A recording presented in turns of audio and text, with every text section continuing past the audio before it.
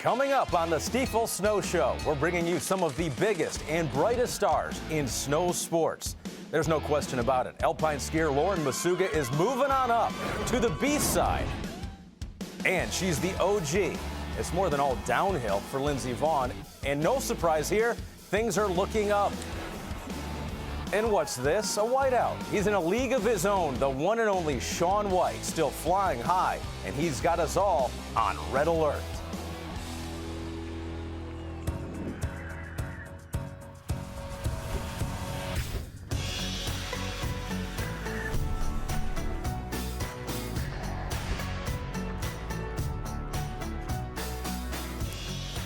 Oh, this is going to be fun. So glad you're with us. Season 2, Episode 4 of the Stifel Snow Show. I am Ahmed Fareed. We have got the latest and greatest in skiing and snowboarding from around the globe.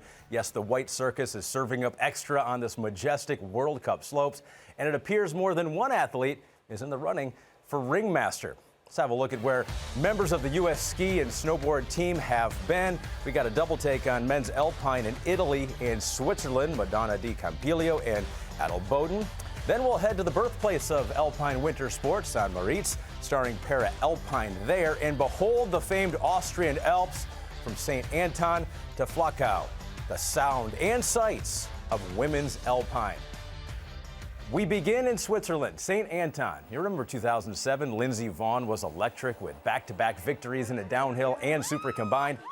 Fast forward to this year's event, racing the Karl Schranz course 4 times prior, so a familiar sight for the comeback queen. She said, quote, "I know this hill really well."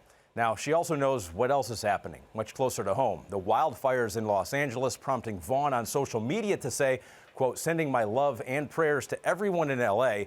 This one's for you." So her thoughts with those in California as she competed in a downhill race for the first time in 6 years. 2019 Worlds was her last. She said, quote, "Crazy how time flies." Wasn't the only thing that was flying, so was she. Down the course, Vonn, 43 career wins in this discipline, also the 2010 Olympic downhill gold medalist, having defrosted her wings courtesy of a recent beach getaway post St. Moritz. Vonn smiled her way into an impressive 6th place finish. Next up, Super Wow and a Super G. Vonn wearing bib number 31, the Stifel Bibbo Award, going to a World Cup alpine athlete who wears the highest bib number and moves up the most in ranks. No rank and file for Vonn. Vintage form as she barreled down the slope with 28 career World Cup Super G victories already under her belt. Vonn beaming over the line in 4th place for her best alpine ski World Cup result since her comeback. Now we go to another star, an American star here. She is one of a trio of sisters on the Stifel U.S. ski team, all 3 aiming to qualify for the 2026 Winter Olympics. Coming into St. Anton at 22 years old, this her 3rd year on the World Cup circuit. She had never been on a podium, let alone at the top of a podium. Well, surprise, surprise. Believe us when we say, Lauren Macuga, you are our Stifel Star of the Week. Got an attitude of gratitude and apparently a sense of humor, too. You remember Talladega Nights, right? Will Ferrell's character. The famous line, "If you ain't first, you're last," as Ricky Bobby says. Well, that's how Macuga tackles competition. And St. Anton about to play out in trademark Ricky Bobby fashion. 4th in a Beaver Creek downhill this season, kicking things off. The Park City native cruised to a top 10 downhill finish, taking 9th. But it was the next day's Super G that would play out the mantra in ways that Macuga had only dreamed of. Off a 7th place Super G finish at St. Moritz, Macuga sent it down the course, tackling each interval in the green with untouchable momentum, roaring over the finish that probably kept her from hearing the return roar of the crowd, leaving her in disbelief.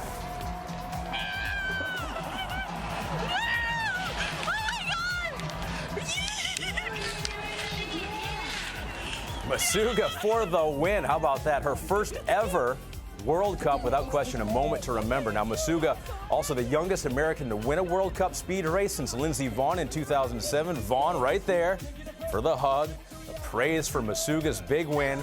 Vonn also, as you'll see, the unofficial Macuga photographer.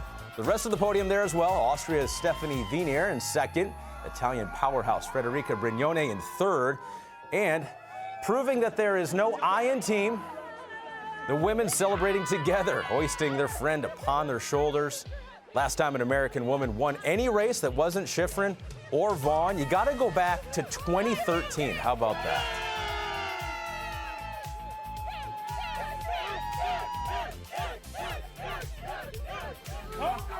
Well, you knew this was going to happen. The party destined to continue, and it did, including sparklers and a necklace of, what is that? Can you see that? That's hot dogs, apparently. Macuga's dad saying that it was because Lauren was, quote, a winner. I think I know what they're going for there. We know for sure the entire family was pumped. Incredible athlete, bubbly personality, now shaking things up. Let's hear from the winner. Oh my God, I can't believe it. It's so exciting. Like, I don't even think the nerves have settled in. I can't believe it. Like, I'm just waiting for it to hit me, and I know it is going to, and it's just so exciting. I mean, this is a dream. I've been dreaming of this forever. I knew, like, after the last 2 Super G races, I know, like, that I had the potential to ski onto the podium. I just had to do a run without mistakes. I had a mistake in Beaver Creek and a mistake in St. Moritz, and I mean, I did that today. I knew it was there. I didn't think it was going to be today. I was hoping, and here we are. Yeah, here we are, and that is one major bucket hat list down. Hopefully many more to follow. Now for our Fast Facts, powered by iFit, as we take a look at the Women's Super G World Cup standing. Swiss sensation Lara Gut-Behrami holds the lead in first. Italy's Sofia Goggia occupies second. Tied for third, there's Lauren Macuga with Austrian 3-time Olympian Connie Hutter. Coming up, it is high-octane tech for the men. We'll bring you some of the all-time greats and find out which Swiss skier will emerge victorious from a titanic battle on home snow.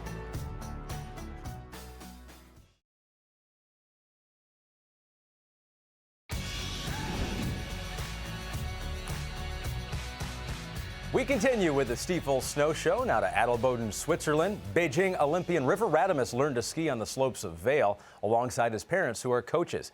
He took fourth at Adelboden last season in the giant slalom and was looking to hopefully make some more magic.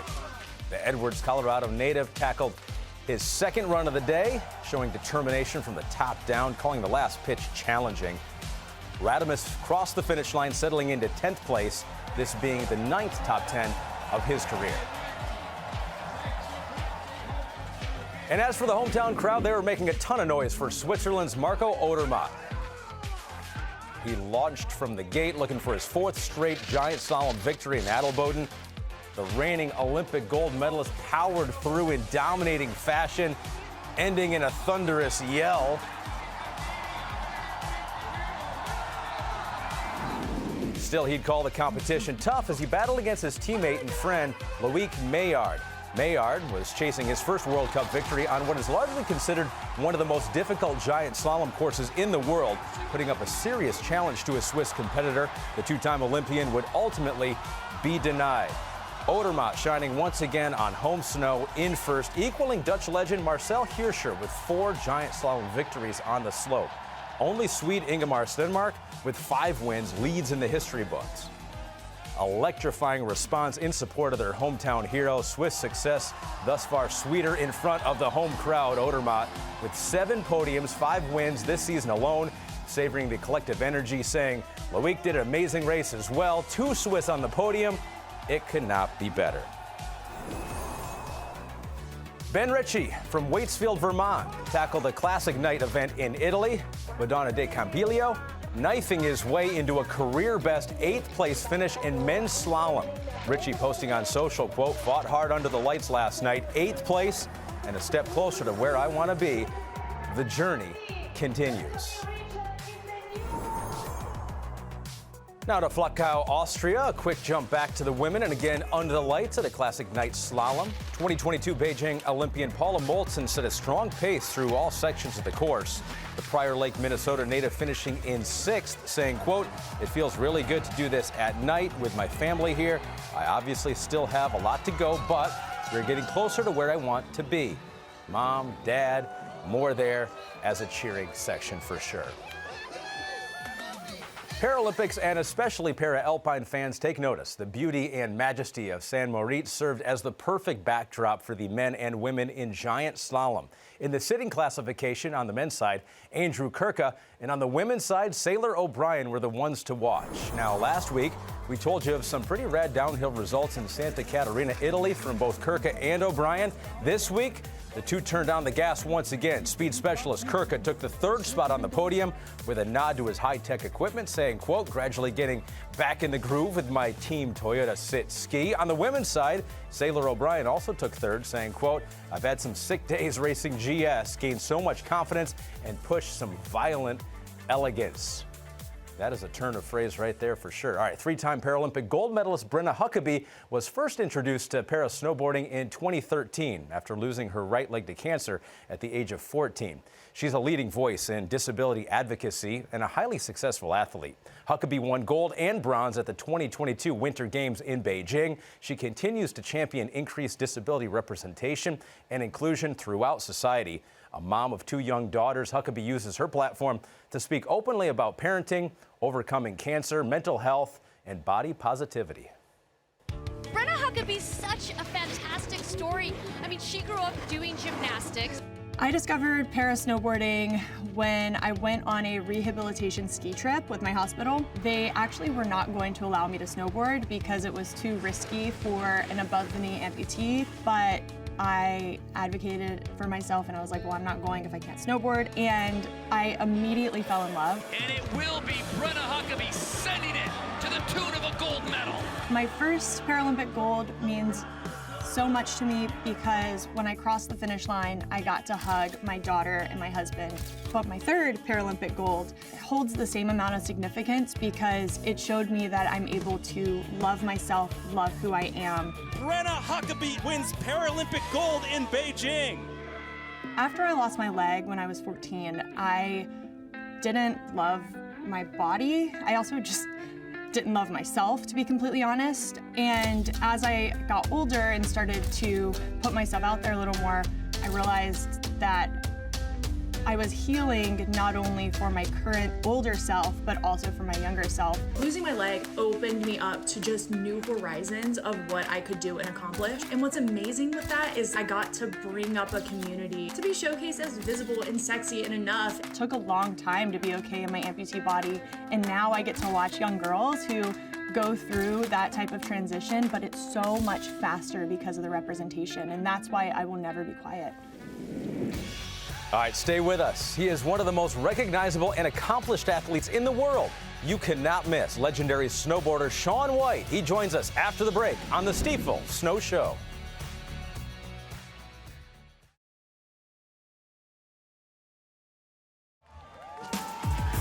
Well, in 4 short years, he has become a global phenomenon. Shawn White continues to defy the odds. All eyes to this hit. Oh, and there it is. And that is what the fans wanted to see. Shawn White takes the gold. Shawn White is a 3-time Olympic gold medalist in men's halfpipe, 13-time X Games snowboarding gold medalist, and as if that's not enough, he's founder and director of the much-anticipated Snow League. Shawn, always great to talk with you, and let's start right away with the Snow League. What inspired you to start it? You know, this is something that I really wish I had when I was competing.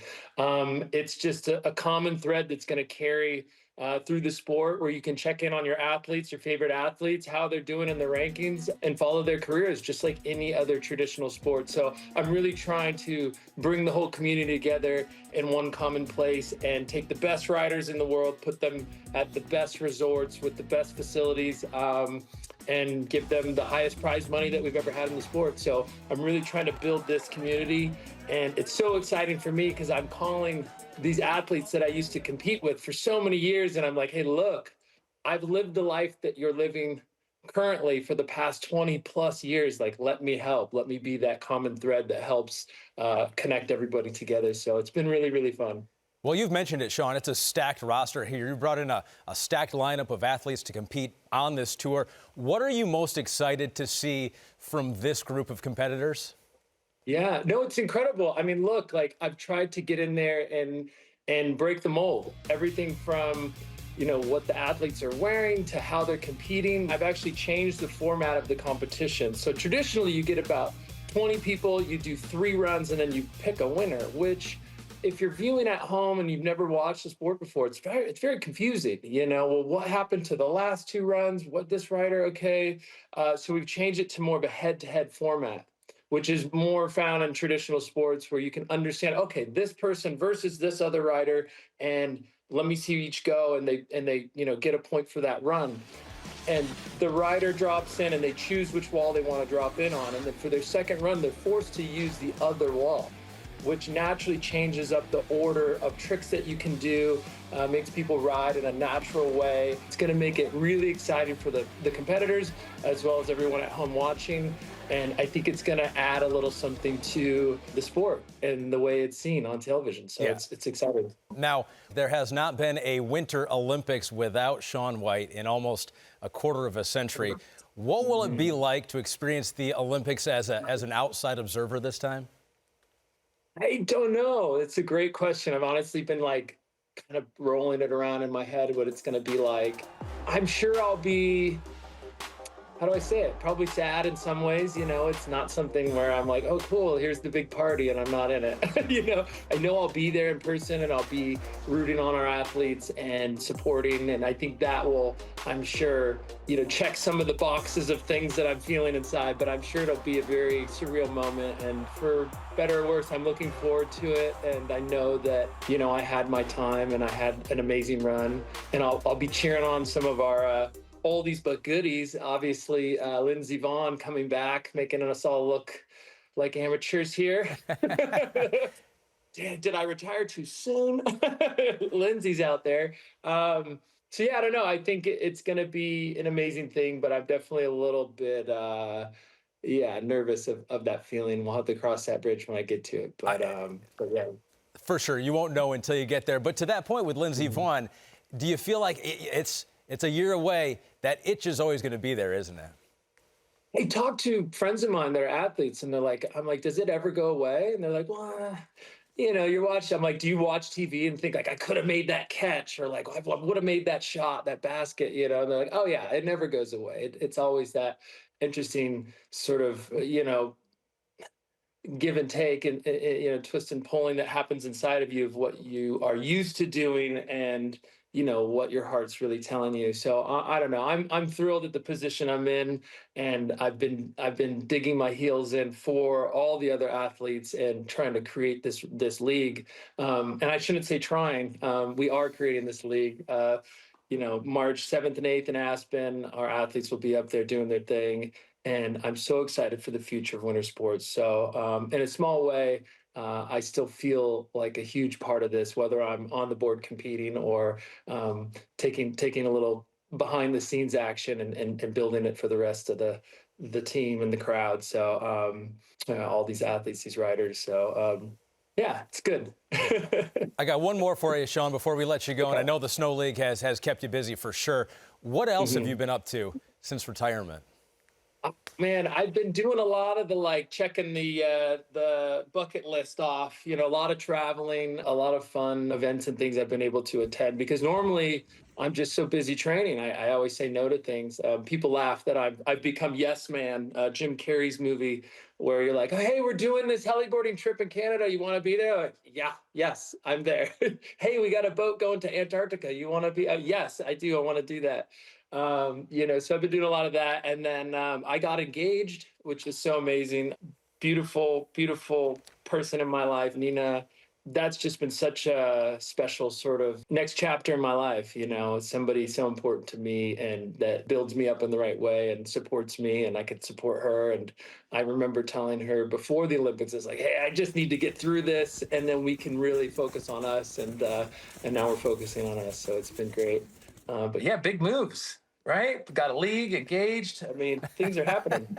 Somehow you are more busy outside of competition. I don't know how you've done it, but we probably could have guessed that's what was going to happen. Shawn, you're always so gracious with your time and your answers. Thanks again, and we're going to talk again soon. Cheers. Thank you. All right, stick with us. We got more coming your way next.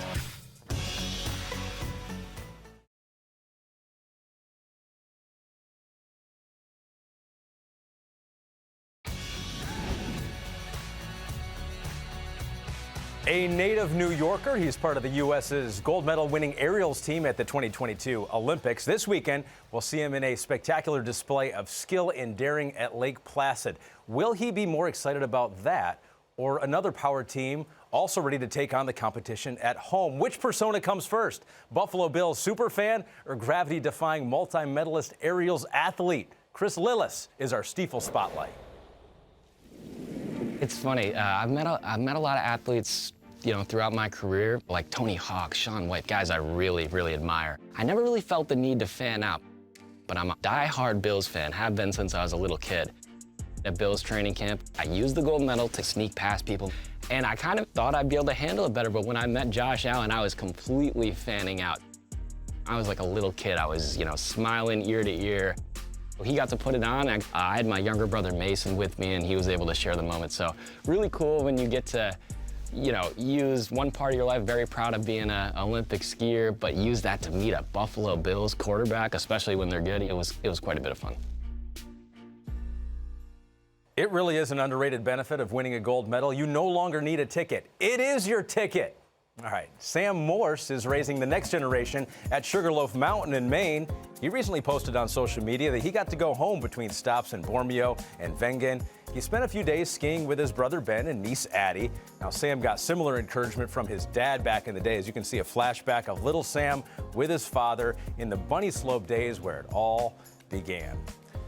We got some scheduling notes for you, so mark your calendars. The iFit Freestyle Ski World Cup follows us on CNBC. The weekend of January 24th, the stage is set in Kitzbühel, Austria, where the greatest men's alpine skiers take on the menacing Streif course. And of course, join us Saturday, January 25th for Stifel Snow Show Episode 5 on CNBC at 2:30 p.m. Eastern Time. That's it for this week's edition of the Stifel Snow Show. Our next episode, we'll talk Lindsey Vaughn's return to Cortina d'Ampezzo in Italy, and the men take on Wengen, Switzerland, and its fabled Lauberhorn downhill. Plus, we'll look forward to the Locks Open and a much-anticipated snowboarding and free skiing competition. I'm Ahmed Fareed. We'll see you next time.